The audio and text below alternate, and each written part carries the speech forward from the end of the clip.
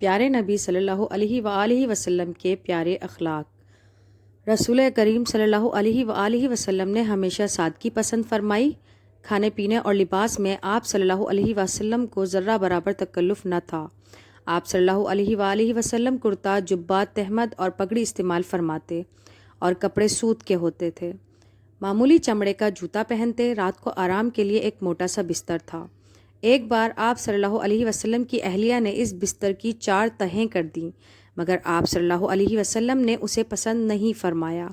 آپ صلی اللہ علیہ وسلم اپنے کپڑے خود ہی سی لیتے، اپنے جوتے خود ہی گانٹھ لیتے، مسجد کی صفائی کر دیتے، مسجد نبوی صلی اللہ علیہ وسلم کی تعمیر میں دوسرے مسلمانوں کے ساتھ پتھر اور گارا اٹھا اٹھا کر لاتے، سفر میں دوسرے لوگوں کے کام میں ہاتھ بٹاتے، اپنے غلاموں سے زیادہ کام نہ لیتے، بعض اوقات ان کا کام بھی خود ہی کر دیتے، ہمیشہ سادہ غذا تناول فرماتے، زیادہ تر جوں کی روٹی کھاتے اور وہ بھی کبھی پیٹ بھر کر نہ کھائی، دوسروں کو کھلاتے اور خود بھوکے رہتے۔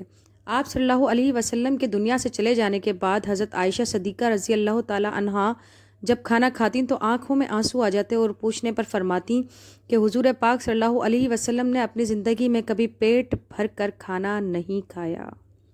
آپ صلی اللہ علیہ وسلم گھوڑے اور اونٹ کے شہسوار تھے، مگر خچر اور گدھے پر بھی سواری فرماتے تھے۔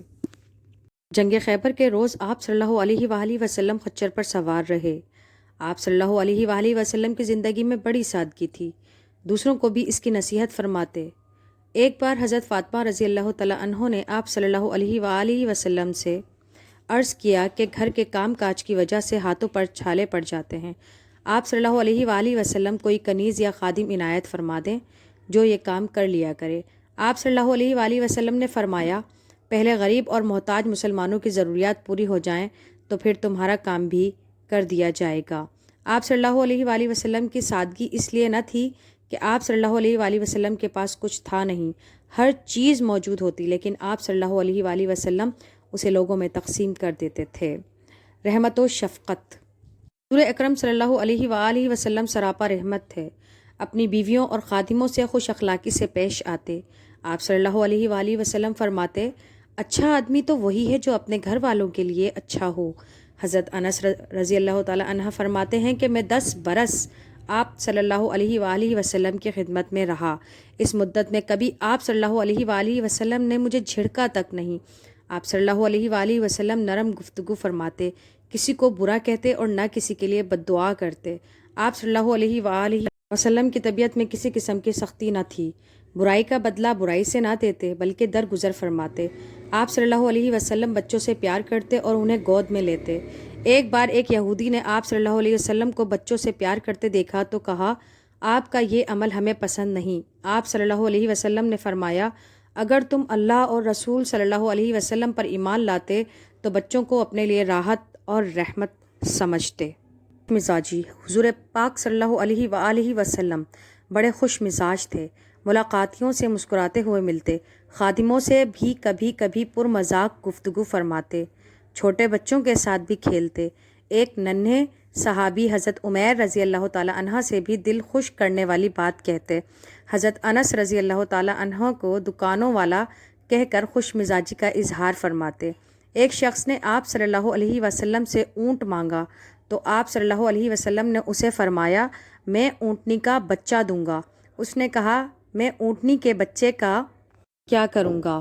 آپ صلی اللہ علیہ وسلم مجھے اونٹ دے دیں۔ آپ صلی اللہ علیہ وسلم نے فرمایا، کیا اونٹ اونٹنی کا بچہ نہیں ہوتا؟ اس جواب پر اس کو بے حد مسرت ہوئی۔ اسی طرح ایک بڑھیا آپ صلی اللہ علیہ وسلم کی خدمت میں حاضر ہوئی اور اس نے کہا کہ میرے لیے دعا کریں کہ اللہ تعالیٰ مجھے جنت میں جگہ دے۔ آپ صلی اللہ علیہ وسلم نے فرمایا، بوڑھی عورت تو جنت میں نہیں جائے گی۔ وہ عورت بہت پریشان ہوئی، اس نے بہت افسردہ ہو کر پوچھا، بوڑھی عورت جنت میں کیوں نہیں جائے گی؟ آپ صلی اللہ علیہ وسلم نے فرمایا، اللہ تعالیٰ بوڑھی کو جنت میں جوان بنا کر داخل کرے گا۔ سخاوت و فیاضی۔ آپ صلی اللہ علیہ وسلم بڑے فیاض اور بے حد سخی تھے۔